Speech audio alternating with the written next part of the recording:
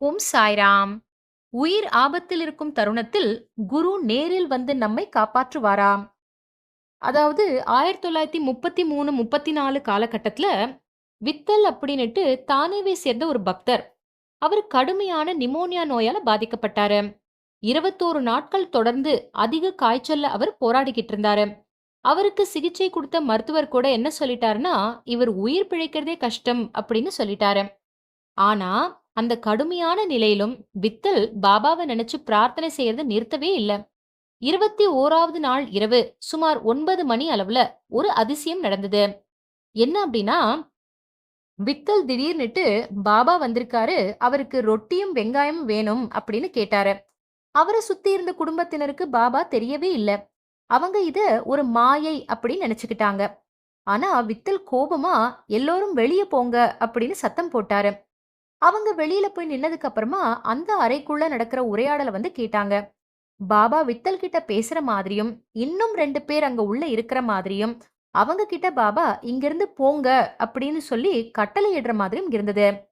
அவங்க வித்தலுடைய உயிரை எடுக்க வந்தவங்க போல இருந்தது. ஆனா பாபா தன்னுடைய சட்காவால தரைய அடிச்சு அவங்கள அங்கிருந்து விரட்டினாரு. அதாவது வந்தவங்க யமதூதர்கள் போல இருந்தது. இது மாதிரி சம்பவங்கள் நிறைய நடந்திருக்கு. அப்போ இதெல்லாம் முடிஞ்சதுக்கு அப்புறமா பாபா வித்தல் கிட்ட குளிர்ந்த தண்ணிய வந்து குடி அப்படின்னு சொல்லிட்டு மறைஞ்சு போயிட்டாரு. வித்தல் உடனே தண்ணி கேட்டாரு.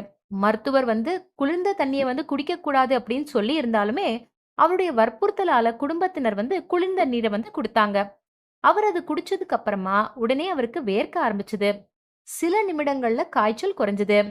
மருத்துவர் வந்து பார்த்த உடனே அவருக்கு ஒரே ஆச்சரியமா போச்சு.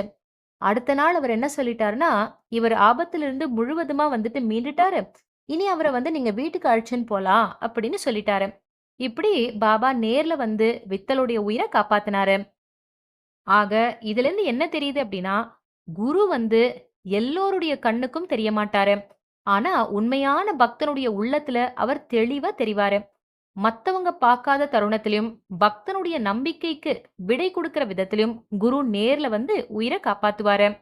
மருத்துவம் நம்பிக்கை இழந்தாலும் குருவினுடைய அருள் அசாத்தியத்தை சாத்தியமா மாத்தும்.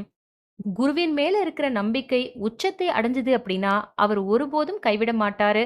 உயிர் ஆபத்துல இருந்தாலும் நேர்ல வந்து காப்பாத்துவாரு. நன்றி. ஜெய் சாய்ராம்.